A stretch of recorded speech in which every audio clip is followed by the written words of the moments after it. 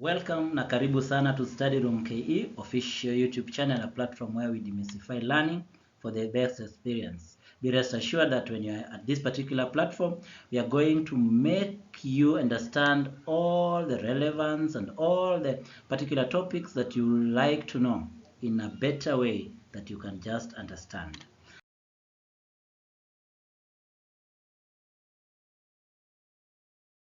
Want to have more subscribers joining us so that you're the first person to receive any particular video that we upload. You can also communicate to us or through our email address studyroomke@gmail.com. Give us a call, piga nambari hiyo ya simu, and then now we are going to get back to you. We are going to answer you. Now, to demystify and make sure that you understand schemes of work under the CBC professional document. And this particular one, we are going to concentrate on the schemes of work English version. And under this particular area, before we go to schemes of work, do you understand what professional documents are? As a teacher, you understand. These are official documents developed to make learning efficient and effective as the teacher implements the curriculum. The professional documents are development of this is guided by the curriculum design, and this enhances the teacher's understanding of the design. It is important for the teacher to prepare and use the professional documents in their day-to-day teaching, since they lay the foundation for sound administration, planning, evaluation, and monitoring of curriculum activity and delivery.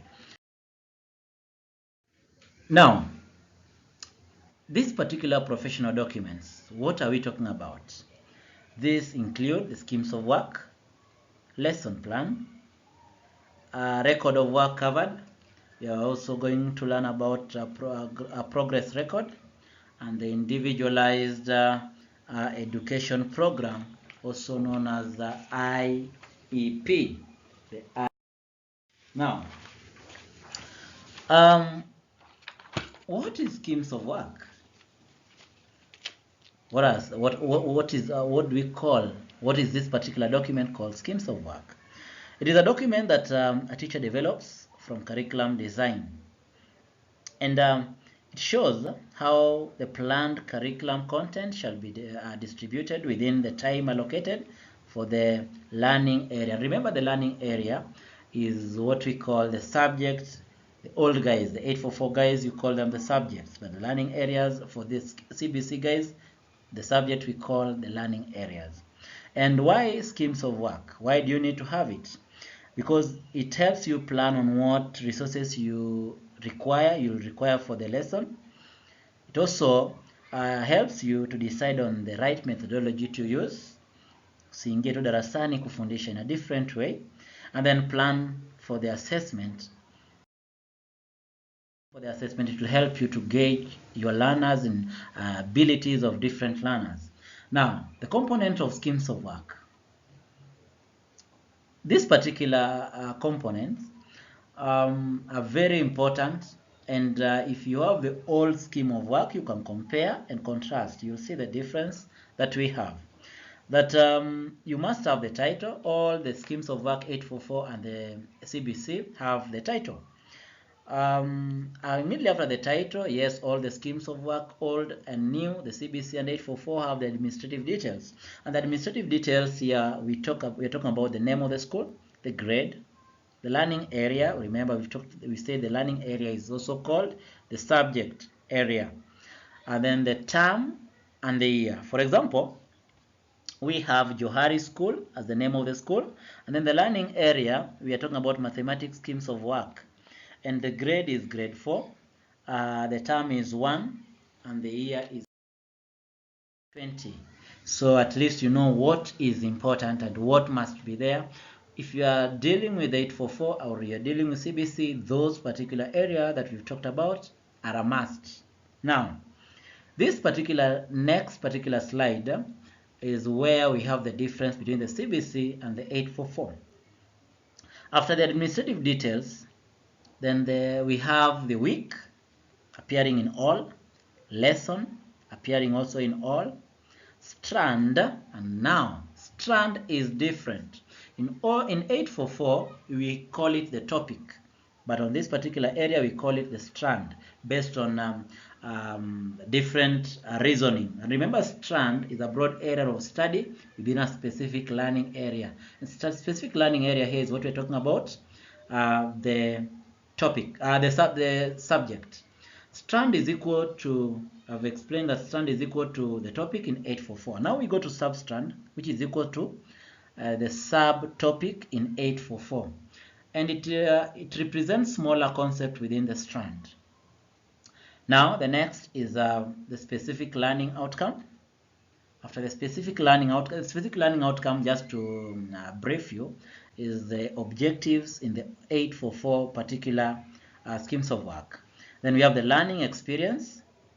We go now to key inquiry questions, something that was missing in the 844 schemes of work. The learning resources, I'm sure you are familiar with that. The assessment, and then finally the reflection.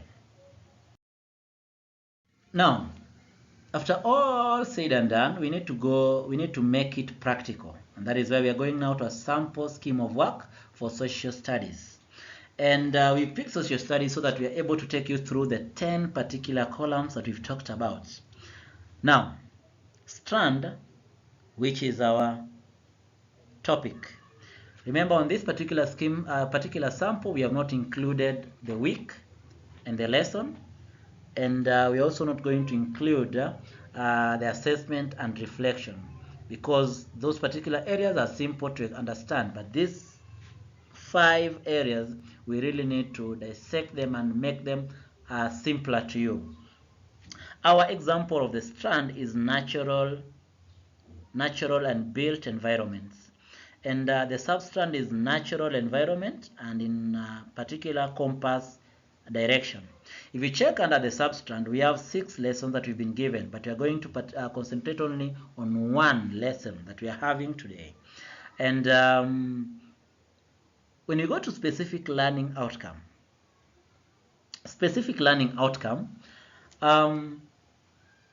it must be interpreted based on the curriculum design. The learning outcomes are evidence that the lesson took place and that the learning experience have made a change that the learner manifests. These changes are shown through the new knowledge, skills, and attitudes. And the learning outcome should be learner-centered and activity-oriented.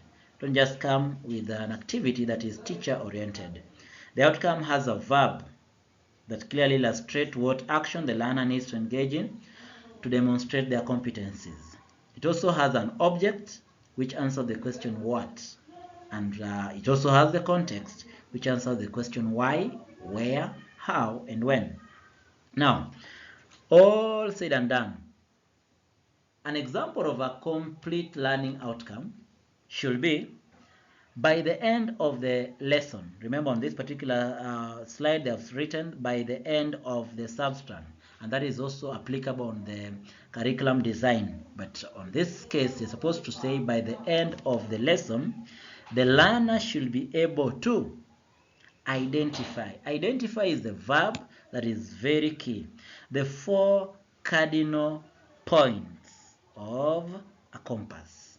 Identify the 4 cardinal points of a compass. Remember, we talked about it must have a verb, it must have an object, and it must have a context. So identify the 4 cardinal points of a compass, the context. Now, when you go to suggested learning experience, the suggested learning experience is very, very vital to you, because this is what shows how learning is going to take place. It shows the interaction in which learning takes place, and the learner is exposed to situations and activities so as to develop desired knowledge, skills, values, and attitudes. This experience can be within the class environment, that is the formal environment. It can also be in organized and structured activities taking place outside the school, which is a non-formal environment. It can also be in informal environment that is made up of school and home social environment. In other words, learning experience covers why, how, when, and where learning takes place. You as a teacher, therefore, you have the responsibility to invoke the experience in which the learning takes place. Remember to consider the following when you're working on the learning experiences. Safety is important, and this safety, we are talking about the safety of the learner and your safety as a teacher. You need also to consider the size of the class, the classroom that you are going to conduct the particular lesson. After that, you need also to know about the learning resources you are going to use. And then the developmental age of your learners is very key to all this. Don't come up with an outcome that is going to take care of learners of a particular age. You're dealing with grade 4, and then you come up with an outcome that takes charge of learners in grade 7 or 6. And then finally, the relevance to the intended learning outcome. How relevant is it? Remember that the curriculum design limits this learning experience to suggested learning experiences as per the Sub-strand, on formal learning experiences, community service learning activities, and linkage activities to PCIs and values, as you're going to see on now the format of the schemes of work. And then finally, another area that is very important is the key inquiry question. Make sure that it comes just after specific learning outcome. Make sure that it comes just after specific learning outcome. Based on the curriculum design that you have, it comes after suggested learning experience. But when you're making your own, when you are coming up with your own schemes of work, make sure that the key inquiry question comes immediately after specific learning outcome, because it's supposed to answer question on what is happening on the specific learning outcome. A good use of a key inquiry question leads the learner to realization of learning outcomes in the classroom. That's why it's supposed to come just after the learning outcome. The key inquiry question also emphasizes on how we come to know and less on what we know. This question should be open-ended, non-judgmental, meaningful, and purposeful, with the aim to allow learners to explore ideas. The 844 is more of a restrictive and doesn't give the learners opportunity to explore their ideas. This maybe is because of the time frame, and remember, it is more of a summative. 844 is more of a summative curriculum. We are so interested on what comes by the end of it. It calls for analysis, inference, evaluation, prediction, and cannot be effectively answered by recall alone. That's the importance of the key inquiry question. Always create questions that hook, lead, guide, and that are essential and sparks debate in class. In CBC, people have said that in CBC every question is every answer is correct. No, the answers are diverse, with the justified ones being correct. And how can you introduce this key inquiry question? You can introduce the key inquiry question by either use of a song to the learners. And an example of the key inquiry question for this particular lesson, our lesson 1, which was natural environment, compass direction, is how could we tell the direction of a place?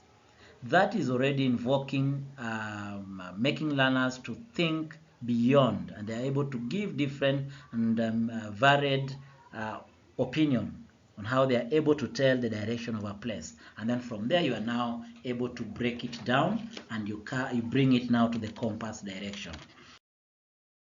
Now we are going to the template, and the template of a scheme of work. We've dissected and talked about the week, lesson, strand. I hope now you understand the difference between strand and the topic, the sub-strand, specific learning outcome. And then remember, we said that the key inquiry question must, underline the word must follow the specific learning outcome and come just before the learning experience. Just the way we explained that that is as a result of, because it is trying to explain more about the outcome. Then we go now to resources, and then assessment and reflection. On resources, you need to understand that this particular column must be made up of materials you are going to use to facilitate the learning. The resources for this particular substrand. Don't put the resources for a different particular substrand that you're going to use. For example, you're going to use a projector in this particular lesson, and yet you know very well that the projector is not going to be there. So make sure that if whatever you're going to put as the resources is going to be used fully. Remember that these resources should be easily available and must be within your immediate environment. That is the teacher and the learner's immediate environment. Don't, for example, give resources that will call for either the issue of cost being involved, pupils traveling or parents traveling from one place to another to go and look and search for them. Make sure that these particular resources are within that particular environment of the child so that they're able to find them with ease. The resources should promote the digital literacy. Remember, the key part of the CBC is digital literacy. So make sure that it promotes the digital literacy through the uses of projector, the slides. You can do the recordings. You can show them a clip, and so many. Then the resources are based on the learning experience you settle on. So for our case, we are settling on the issue of compass direction. Make sure that the resources that you're going to show are based on that particular compass direction. Then to assessment, you need to evaluate your learners from the beginning up to the end. And evaluation, when you're evaluating the learners or when you're assessing the learners, you need to have the key indicators to gauge each and every learner. This is not a matter of a blanket evaluation. You're evaluating each and every learner from the word go, and that is why CBC is more of a formative assessment involving formative. It's more about formative assessment than the 844 that is a summative assessment. And the assessment on the schemes of work comes at the end of every substantive exhaustion when you have completed the substrand. Free advice is if you want to make this particular area to work well, if you want to assess learners, it is better to assess learners on a substrand, and when you're assessing them on a substrand, use the project method. It will be of great help to you. Yes, you have different other ways of assessing, as we are going to see later, but for this particular one, projects can be very, very good and with good returns when it comes to assessing the substrand. And then finally, on reflection. A teacher here, you need to reflect on the lesson plan as the learners to reflect on their learning experiences.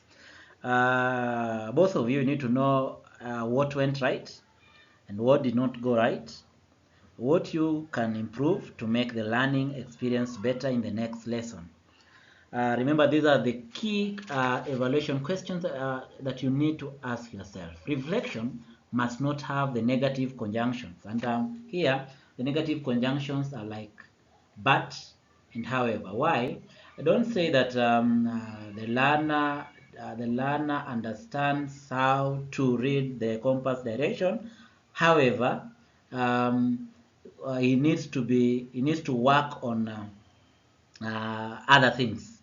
A good example can be the learner understands how to read the compass direction.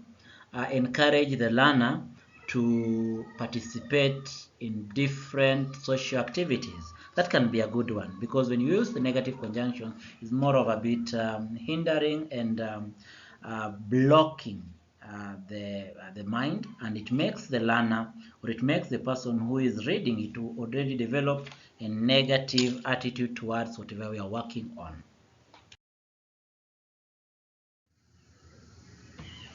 Have we dissected it well, the schemes of work for you? I really believe that you've enjoyed the lesson and you now understand different components of schemes of work. You can now sit down and go through different ways. You can create your own. Make sure when you're creating your scheme of work, follow the curriculum design, and where they have written 6 lessons or 2 lessons, make sure you break it down to those particular lessons. Learning outcomes will guide you to make sure that you get the 6 lessons that they are talking about. If you have any question, inquiries, or you want to give us feedback, get through the number that we have on the screen. You can also email us at studyroomke@gmail.com, and we'll be really glad to get into the conversation. Also, you can comment on the YouTube platform.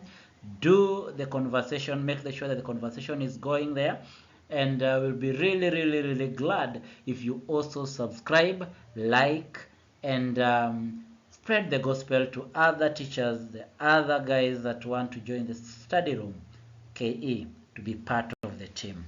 We really are grateful, and God bless.